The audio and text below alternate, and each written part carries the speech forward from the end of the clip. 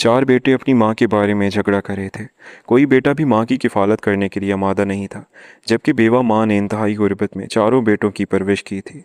एक राहगीर ने उन्हें झगड़ते देखा तो बेटों से कहा कि अगर अपनी माँ से बेजार हो तो 10 लाख के बदले अपनी माँ मेरे हवाले कर दो।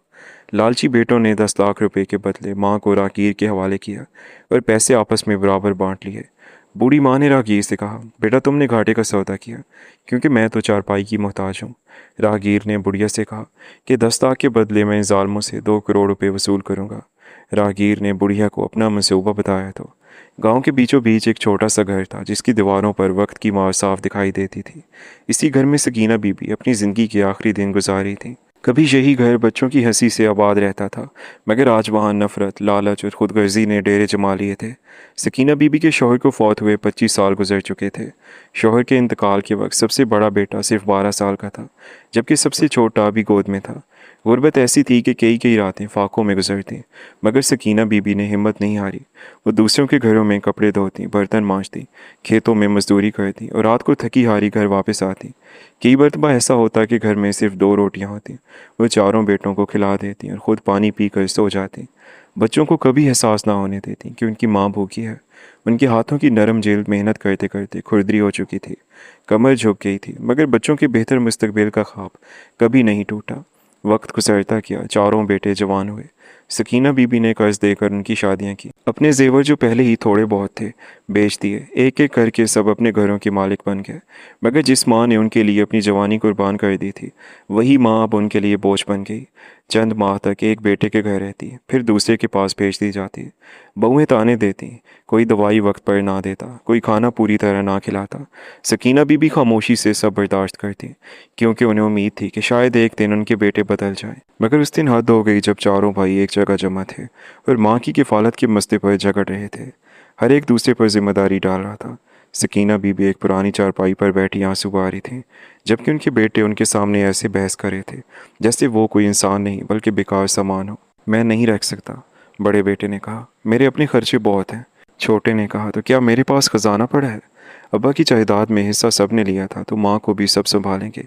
मंझले बेटे ने कहा, मुझे मत कहो, मेरी बीवी ने साफ इनकार कर दिया है। उनकी आवाज़ें बुलंद होती जा रही थीं।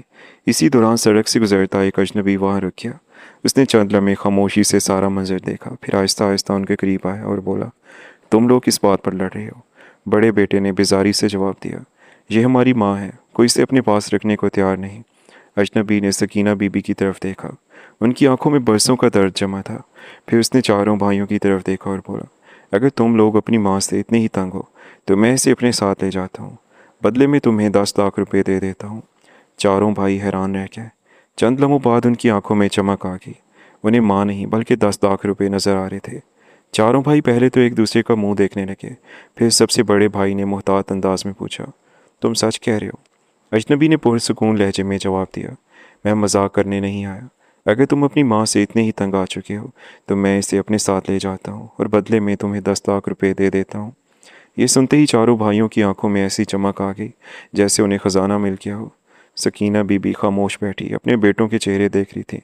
उन्हें यकीन नहीं आ रहा था कि जिन बच्चों को उन्होंने अपनी भूख मार कर पाला था, वो आज उनके बारे में इस तरह फैसला कर रहे थे। बड़े बेटे ने बाकी भाइयों की तरफ देखा और बोला, मेरे ख्याल में ये अच्छा मौका है। दूसरे ने फौरन सर हिला दिया। तीसरे ने कहा, हमें भी सुकून मिल जाएगा। और चौथे ने बेशर्मी से कहा, वैसे भी अम्मा अब किसी काम की नहीं रही। ये अल्फाज सुनकर सकीना बीबी का दिल टूट गया, मगर उन्होंने कुछ न कहा। अजनबी ने जेब से चेक बुक निकाली और 10 लाख रुपए का चेक उनके हवाले कर दिया, जैसे वो अपनी माँ नहीं बल्कि कोई पुरानी चीज़ बेच रहे हो। सकीना बीबी की आंखों से आंसू बह निकले, मगर किसी बेटे ने उनकी तरफ देखने की जहमत तक ना की। अजनबी आहिस्ता से उनके पास आया और बोला, अम्मा जी, अगर आप इजाज़त दें तो मेरे साथ चलें। सकीना बीबी ने आखिरी बार अपने बेटों को देखा। उन्हें उम्मीद थी शायद कोई पुकार ले, शायद कोई कह दे, अम्मा आप कहीं नहीं जाएंगे। मगर ऐसा कुछ न हुआ। सब अपनी अपनी रकम के हिसाब में लगे हुए थे। सकीना बीबी ने एक लंबी सांस ली और खामोशी से अजनबी के साथ चल पड़ी। जब वो गांव से कुछ दूर निकल आए तो सकीना बीबी ने धीरे से कहा, बेटा तुमने घाटे का सौदा किया है। मैं तो चारपाई की मोहताज हूँ, ना मुझ में चलने की ताकत है, ना काम करने की हिम्मत। तुम मुझे क्यों ले जा रहे हो? अजनबी मुस्कुराया और बोला, अम्मा जी, मैंने कोई घाटे का सौदा नहीं किया, बल्कि बहुत बड़ा फ़ायदा उठाया है। सकीना बीबी हैरत से उसका चेहरा देखने लगी तो वो बोला, मैं इन जालमों से 2 करोड़ वसूल करूँगा। सकीना बीबी चौंक गई। 2 करोड़? अजनबी ने सर हिलाया और कहा, जी हाँ, 2 करोड़। फिर उसने गाड़ी एक तरफ रोकी और उन्हें अपना मंसूबा तफसील से बताना शुरू किया। मेरा नाम सलमान है, मैं एक कारोबारी आदमी हूँ, मगर इससे पहले मैं एक गरीब औरत का बेटा था। मेरी माँ ने भी मुझे बड़ी मुश्किलों से पाला था। जब मैं 15 साल का था तो मेरी माँ इलाज ना होने की वजह से दुनिया से चली गई। आज जब मैंने आपके बेटों को देखा तो मुझे अपनी माँ याद आ गई, इसीलिए मैंने ये कदम उठाया है। सकीना बीबी खामोशी से सुनती रही। सलमान ने मज़ीद कहा कि आप फ़िक्र ना करें, आज से आप मेरी माँ हैं और मैं आपको वो इज़्ज़त दूंगा जिसकी आप हकदार हैं। ये सुनकर सकीना बीबी की आंखों से आंसू बहने लगे, मगर ये आंसू दुख के नहीं बल्कि बरसों बाद मिलने वाली इज़्ज़त के थे। चंद घंटों बाद वो शहर पहुंच गया। सलमान का घर बहुत बड़ा और ख़ूबसूरत था। दरवाज़ा खुला तो एक खुश अखलाक खातून बाहर आई। सलमान ने मुस्करा कर कहा, नादिया, ये मेरी अम्मा है। नादिया ने फ़ौरन आगे बढ़कर सकीना बीबी के हाथ चूम लिया और बोली, अम्मा जी, घर में खुश आमदीद। सकीना बीबी हैरान रह गई। जिन बेटों को उन्होंने जन्म दिया था उन्होंने उन्हें बोझ समझा और ये अजनबी उन्हें माँ कहकर इज्जत दे रहे थे। अगले चंद दिनों में उनका मुकम्मल तिब्बी मुआयना करवा दिया गया। डॉक्टर्स बुलाए गए, दवाइयाँ आईं, अच्छा खाना मिला, आराम मिला और कई बरसों बाद पहली बार उन्हें एहसास हुआ कि वो भी एक इंसान है जिन्हें इज़्ज़त और मोहब्बत की ज़रूरत है। उधर चारों भाई अपनी रकम खर्च करने में मसरूफ़ थे। किसी ने मोटरसाइकिल ख़रीद ली, किसी ने घर की मुरम्मत शुरू कर दी, किसी ने कर्ज उतार दिया और किसी ने छोटा सा कारोबार शुरू कर लिया। उन्हें लग रहा था कि उन्होंने बहुत फ़ायदे का सौदा किया है, मगर उन्हें मालूम नहीं था कि उनकी ज़िंदगी का सबसे बड़ा हिसाब अभी बाकी है।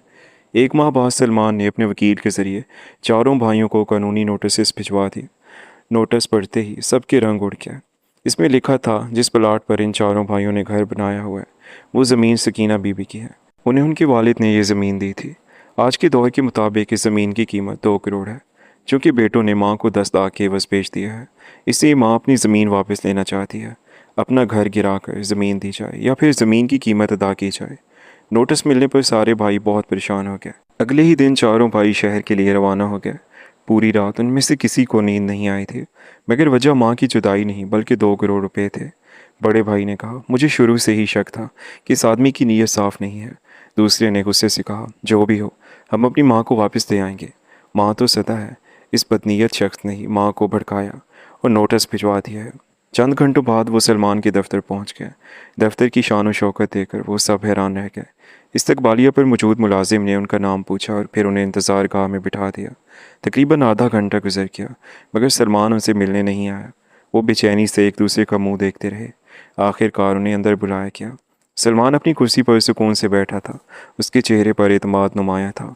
चारों भाई अंदर दाखिल हुए तो बड़े भाई ने बगैर सलाम के कहा, तुमने हमारे साथ धोखा किया है। सलमान ने खामोशी से उसकी तरफ देखा और बोला, धोखा मैंने नहीं, तुमने अपनी माँ के साथ किया है। दूसरे भाई ने गुस्से से कहा, हम अपनी माँ को लेने आए हैं। अब समझ आया, 10 लाख रुपए देकर तुम माँ को ले गए। तुम्हारी नज़र हमारे घर पर थी। तुम 2 करोड़ की ज़मीन हथियाने की कोशिश में हो। सलमान मुस्कुराया और बोला, जब तुम अपनी माँ को बेच रहे थे तो क्या तुमको शर्म नहीं आई थी? किसी के पास जवाब नहीं था। सलमान ने मेज़ पर रखी फ़ाइल खोली और बोला, तुम लोगों ने 10 लाख के लिए अपनी माँ को छोड़ दिया था। अगर मैं 5 लाख देता तो 5 लाख में छोड़ देते। अगर 1 लाख देता तो 1 लाख में भी छोड़ देते।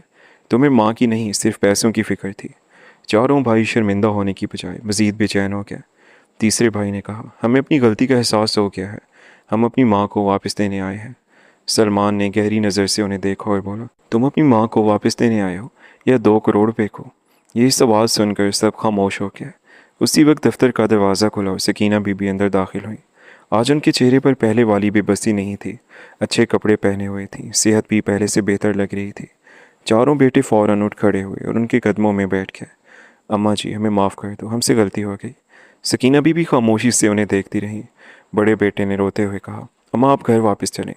दूसरे ने कहा, हमें आपकी बहुत याद आती है। तीसरे ने कहा, हम आपकी खिदमत करेंगे। और चौथे ने कहा, अब कभी आपको तकलीफ़ नहीं देंगे। सकीना बीबी ने आहिस्ता से पूछा, एक सवाल का जवाब दो। अगर सलमान तुम्हें 10 लाख ना देता तो क्या तुम मुझे अपने पास रखते? चारों बेटे खामोश हो गए। फिर उन्होंने दूसरा सवाल किया, अगर 2 करोड़ वापस करने का नोटिस ना मिलता तो तुम लोग मुझे लेने आते? इस बार भी किसी के पास जवाब नहीं था। सकीना बीबी की आंखों में आंसू आ गए। उन्होंने कहा, जब तुम छोटे थे और रात को भूख से रोते थे तो मैं खुद भूखी रहकर तुम्हें खाना खिलाती थी। जब तुम बीमार होते थे तो सारी रात जागती थी। जब तुम्हें कपड़ों की ज़रूरत होती थी तो मैं अपने कपड़े नहीं बनवाती थी। मेरी पूरी ज़िंदगी तुम लोगों पर कुर्बान हो गई, मगर बुढ़ापे में तुमने मुझे एक बोझ समझ लिया। चारों भाई सर झुकाए खड़े रहे। सकीना बीबी ने भराई हुई आवाज़ में कहा, तुम जानते हो, जब मैं सलमान के साथ जा रही थी तो मैंने एक बार पीछे मुड़कर देखा था। मुझे उम्मीद थी कि मेरा कोई ना कोई बेटा मुझे आवाज़ ज़रूर देगा, मगर तुम चारों अपने अपने हिस्से के पैसे गिन रहे थे। उस दिन मैं समझ गई थी कि मेरी गोद में पलने वाले बच्चे बड़े हो गए हैं, मगर इंसान नहीं बन सके। ये सुनकर चारों भाई शर्मिंदा खड़े रहे। सलमान खामोशी से सारा मंजर देख रहा था। सकीना बीबी ने कहा, हकीकत ये है कि ये ज़मीन मैंने तुम लोगों के बाप के नाम की थी, जिस पर तुम लोगों ने अपने घर बनाए हैं। मुझे ये ज़मीन वापस नहीं चाहिए। अभी सकीना बीबी की बात आधी पूरी हुई थी कि बड़े भाई ने हैरत से पूछा, फिर ये नोटिस क्यों भेजा? सलमान ने कहा, क्योंकि मैं देखना चाहता था कि तुम्हें अपनी माँ की फ़िक्र है या दौलत की। और आज तुमने खुद साबित कर दिया कि तुम यहाँ माँ के लिए नहीं बल्कि पैसों के लिए आए हो। चारों भाइयों के पास कोई जवाब नहीं था। सलमान ने कहा, तुम लोगों ने अपनी माँ को 10 लाख में बेच दिया था और आज 2 करोड़ रुपए बचाने के लालच में यहाँ दौड़े चले आए हो। तुम्हारा असल चेहरा तुम खुद दुनिया को दिखा चुके हो। शर्मिंदगी से चारों के सर झुक गए।